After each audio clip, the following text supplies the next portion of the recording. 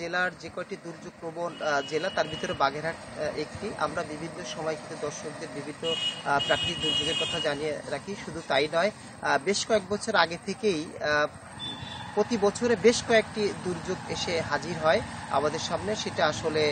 সেটা রোধ করে বেঁচে থাকতে হয়।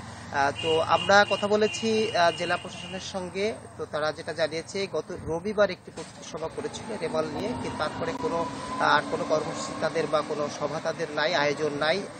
মন্ত্রণালয় থেকে যদি কোনো নির্দেশনা থাকে তখন তারা সেই আয়োজন বা সেই কর্মসূচি গ্রহণ করবে। শুধু তাই নয়, আরেকটা কথা আপনাকে জানিয়ে রাখি যে আপনি জানেন যে শরণখোলা, মংলা এবং মোরেলগঞ্জ ঠিক উপকূলের একদম পাশে সাগর তীরেই সেই উপজেলাগুলোর মানুষের বসবাস।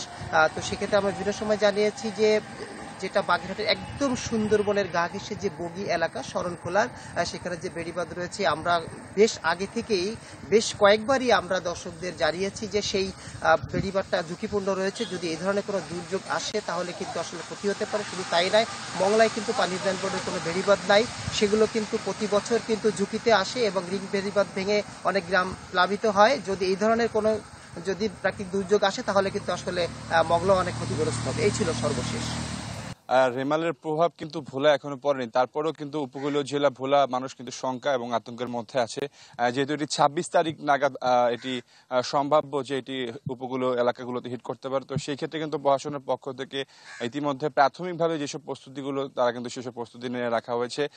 এইটি যখন 4 থেকে 5 নম্বর সিগন্যাল হবে তখন তারা কিন্তু জরুরি সভার মাধ্যমে এটি আসলে তাদের নির্দেশনা জানিয়ে দিবে। তবে উপকূলীয় জেলার এই ঘূর্ণিঝড় আসলে কিন্তু একটা শঙ্কা এবং আতঙ্কের মধ্যে থাকে, কেননা এই জেলার প্রায় অর্ধশতাধিক চর রয়েছে। সেসব চরে কিন্তু প্রায় 2 থেকে 3 লক্ষ মানুষের বসবাস, এবং সেই সব চরগুলোতে পর্যাপ্ত পরিমাণ আশ্রয় কেন্দ্র কিংবা বেড়িবাঁধ না থাকার কারণে কিন্তু তারা কিন্তু প্লাবিত হয়, পানির মধ্যে নিমজ্জিত হওয়ার সম্ভাবনা থাকে। তবে সেই সংখ্যাটি কিন্তু থেকে যায়। তো সেই ক্ষেত্রে এইসব মানুষদের জন্য কিন্তু পর্যাপ্ত আশ্রয় কেন্দ্র দাবি এবং বেড়িবাঁধের দাবি জানিয়েছেন উপকূলের মানুষ। এবং এছাড়াও কিন্তু এই পানি উঠলে কিন্তু সবচেয়ে বেশি ক্ষতি হয় এই অঞ্চলের, যে বিশেষ করে যে চর অঞ্চল যেসব গবাদি পশু রয়েছে, মহিষ থেকে শুরু করে, তো সেদের জন্য যে পর্যাপ্ত যে মজিব কেল্লা, সেই ধরনের কিন্তু কেল্লার পরিমাণও কম, তো সেই কারণে কিন্তু একটা ঝুঁকির মধ্যে থেকেই যায়।